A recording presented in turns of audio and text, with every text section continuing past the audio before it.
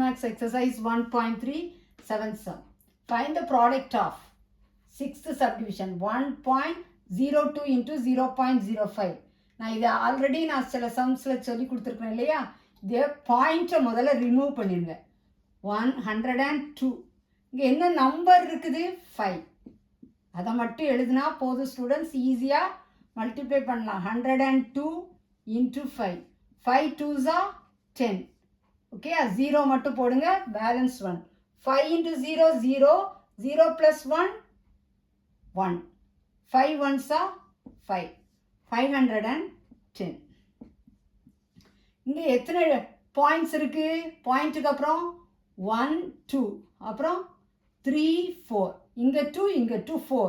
இங்கே நமக்கு எத்தனை நம்பர் இருக்கு? 3 தான். 0 1 5 3 நம்பர் தான் இருக்கு. ஆனால் நமக்கு எத்தனை டிஜிட்ஸ் தள்ளி பாயிண்ட் வைக்கணும்? 4 1 2 3 4. அப்போ 1 2 3 4 இல்லை, அப்போ 0 என்ன போட்டுக்கணும்? 0 போட்டுட்டு பாயிண்ட் வைக்கணும். 0ன்னு போட்டுக்கணும்.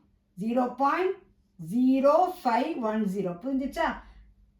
102 5ஆல் மல்டிப்ளை பண்ணால் 510 வருது. எத்தனை டிஜிட்ஸ் தள்ளி வைக்கணும்? 2 + 2 4. 1 2 3 4 இல்லைன்னா நம்ம ஒரு 0 போட்டுட்டு பாயிண்ட் வச்சுக்க வேண்டியதான். ஈஸி. 7th subdivision 10.05 into 1.05. இது ஒரு மேஜிக் மாதிரி சொல்லி கொடுக்குறேன், ஈஸியாக உங்களுக்கு புரிஞ்சிடும். இது எப்படி எழுதணும்? 10.05 into 105. 105. ஓகேயா? 105. சரி, இதை நம்ம எப்படி மல்டிப்ளை பண்ணணும்னு நான் கற்றுக் கொடுக்குறேன் பாருங்கள். 1005 into 105. ஈஸியாக மல்டிப்ளை பண்ணுறதை சொல்லி கொடுக்குறேன், கற்றுக்கோங்க எப்படின்ட்டு. 5 5s முதல்ல இதை மல்டிப்ளை பண்ணுங்கள். 5 5s 25. இந்த 0வெல்லாம் விட்டுருங்க. 0 வச்சு மல்டிப்ளை பண்ணுறது என்ன செஞ்சுருங்க? விட்டுருங்க. அப்புறம் என்ன பண்ணுங்க? 1 5s 5.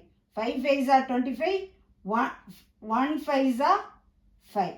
இனிமே எதால் மல்டிப்ளை பண்ணோம்? 105. அந்த 105 அப்படியே எழுதிடுங்க. இதை இவ்வளோத்தையும் 105 மல்டிப்ளை பண்ணுறதுக்கு ஈஸியாக 105.525. இப்போ பாயிண்ட் வச்சுக்கலாம். எத்தனை? 1 2 3 4. இப்போ பாருங்கள், 1 2 3 4. அப்போ இது 10 பாயிண்ட். ஆன்சர் என்னது? 10.5525. ஈஸி ஆயிடுச்சா? ஓகே. 8th subdivision 101.01 into 0.01. எப்படி எழுதிக்கலாம்? பாயிண்ட் எல்லாம் எழுத வேண்டாம். 10101. இதை கேர்ஃபுல்லாக எழுதிக்கலாம். இன்ட்டு நம்பர் என்னதான் இருக்குது? 1. ஓகேயா? 10101 into 1 மல்டிப்ளை பண்ணால் அதே நம்பர் தான் கிடைக்கும். 10101. இப்போ எத்தனை டிஜிட்ஸ் தள்ளி பாயிண்ட் வைக்கணும்? 1 2 3 4. இங்கே 1 2 3 4. அப்போ ஆன்சர் நமக்கு என்னது? 1.0101. ஓகேயா? சரி, தெளிவாக புரிஞ்சிச்சு. இப்போ 9th sum 100.01 into 1.1. இதுக்கு ஒரு மேஜிக் இருக்குது. எப்படின்னா 100.01 பாயிண்ட் எடுத்தாச்சு இன்ட்டு 11 இன்ட்டு 11. இது ஈஸியாக சொல்லி கொடுக்குறேன் பாருங்கள். 1 எத்தனை 0? 3 0 1 இன்ட்டு 11. 11 ஒன்ஸா என்னது? 11. இந்த மல்டிப்ளை பண்ணுங்கள். 0 எல்லாத்தையும் விட்டுருங்க. ஓகேயா? 11 ஒன்ஸா என்னது? 11. இந்த ஒன்னையும் மல்டிப்ளை பண்ணுங்கள், இந்த ஒன்னையும் மல்டிப்ளை. 3 zeros ஒரு 0வை கட் பண்ணிட்டா 2 0 தான் போடணும். அப்போ ஆன்சர் என்னது? 110011. அப்போ பாயிண்ட் எத்தனை பாயிண்ட் வைக்கணும் இல்லையா? இங்கே 1 2 3. அப்போ 1 2 3. அப்போ 110.011. மிஸ், இதை சொல்லி கொடுத்துட்டீங்க. அப்போ எந்த நம்பருக்கு இது ஒர்க் அவுட் ஆகுமா? ஒர்க் அவுட் ஆகும். இப்போ 1 301 வருது இல்லையா? நான் 40 போடுறேன்.